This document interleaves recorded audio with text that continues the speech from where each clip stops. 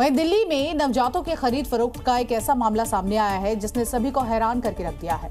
Police ने इस मामले में अब 12 आरोपियों को गिरफ्तार किया है, जबकि 5 नवजात बच्चे भी बरामद किए गए हैं। यहाँ नवजात को खरीदने के लिए अब देखिए पति पत्नी की हैसियत के हिसाब से पैसे मांगे जाते थे। और ये काम रोहिणी के हीरा मल्टी स्पेशलिस्ट हॉस्पिटल में चल रहा था, जिसकी मालकिन डॉक्टर विवेकी हैं, जो मेडिकल डॉक्टर नहीं बल्कि पीएचडी की वजह से अपने नाम के आगे डॉक्टर लगाती थी। वहीं पुलिस ने बेहद ही फिल्मी स्टाइल में इस पूरे साजिश का भंडाफोड़ किया।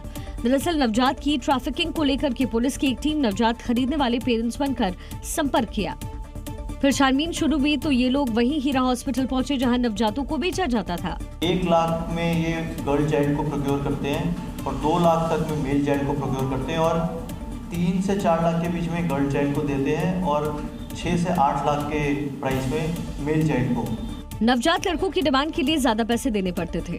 वहीं गुजरात के साबरकांठा से भी इसके तार जुड़ रहे हैं। वहीं एक शख्स वहां के आर्थिक रूप से कमजोर लोगों को टारगेट कर उनके बच्चों को दिल्ली में बेचते थे।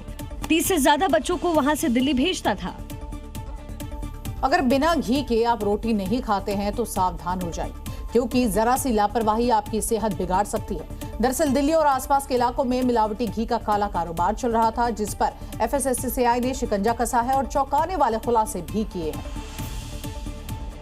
लाल नीले डब्बों का ये पहाड़ जरा देखिए, जिसमें सेहत बिगाड़ने वाला इतना मिलावटी घी भरा है कि हजारों लोगों का पेट खराब हो जाए। एफएसएसएआई ने दिल्ली और हरियाणा में नकली और मिलावटी घी बनाने वाली एक बड़े गिरोह का भंडाफोड़ कर दिया है और 6500 लीटर से ज्यादा मिलावटी घी बरामद किया गया। दरअसल एफएसएसएआई को विज्ञापनों के जरिए मालूम हुआ था कि प्रीमियम देसी घी और गाय का घी बेचा जा रहा है, लेकिन विज्ञापनों में एफएसएसएआई का लाइसेंस नंबर नहीं था, जिसके बाद अधिकारियों ने ग्राहक बनकर कंपनी का घी खरीदा और जांच के लिए लैब में भेजा गया, जहां से मालूम हुआ कि घी मिलावटी है और छापा मारकर पूरा घी जब्त कर लिया गया। आपको बता दें कि मिलावटी घी खाने से कैंसर का खतरा बढ़ता है, लिवर किडनी को नुकसान होता है, स्किन से जुड़ी हुई समस्याएं बढ़ती हैं और इम्यून सिस्टम पर बुरा प्रभाव पड़ता है। तेलंगाना की राजधानी में एक बार फिर भ्रष्ट अधिकारियों के खिलाफ बड़ी कार्रवाई हुई है। एसीबी की गाज इस बार लैंड एंड सर्वे विभाग के deputy director S Narhari Rao पर गिरी है। उनके ठिकानों से बरामद नोटों की गड्ढियों ने अधिकारियों को भी चौंका के रख दिया। टीम ने डिप्टी डायरेक्टर के 11 ठिकानों पर एक साथ छापा मारा। इस दौरान टीम ने उनके घर के हर एक कोने से नोट बरामद किए, जो बेड से लेकर सोफे तक में छिपा कर रखे गए थे। पहले तो डिप्टी डायरेक्टर ऐसी शिकायतों को लगातार उन्हें फंसाने वाली साजिश कहते रहे, लेकिन अधिकारियों ने जब इन नोटों को बरामद किया तो उनकी सारी बाबूगिरी हवा हो गई और वो सोफे पर जा बैठे। नोटों के इन बंडल के साथ कुछ गहने भी बरामद किए गए हैं, जिनकी काउंटिंग के लिए टीम को नोट गिनने वाली मशीन मंगानी पड़ गई। ये अधिकारी इतने शातिर निकले कि उन्होंने गहने की बजाय अचल संपत्ति जैसे घर और जमीन में ज्यादातर निवेश किया था। बरामद हुए रुपयों में भी कुछ इसी तरह की खरीद करने वाले थे, लेकिन उससे पहले गिरफ्तार हो गए। और अब बात करते हैं आंध्र प्रदेश के विशाखापट्टनम की, जहां पर ट्रैफिक पुलिस ने पटाखे जैसी आवाज और तेज आवाज करने वाली बाइक पर बड़ी कार्रवाई की है और 100 से ज्यादा मॉडिफाइड साइलेंसर को बुलडोजर से रौंद दिया है।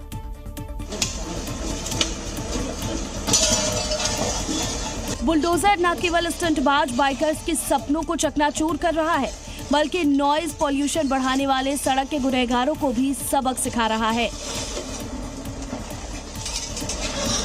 आपको बता दें कि मॉडिफाइड साइलेंसर की शोर से परेशान विशाखापट्टनम ट्रैफिक पुलिस ने बड़ा ऑपरेशन चलाया और 1 महीने के अंदर कई ऐसे बाइक सवारों पर एक्शन लिया जो अपनी बाइक का साइलेंसर मॉडिफाई कराकर पूरे शहर भर में शोर मचाते थे।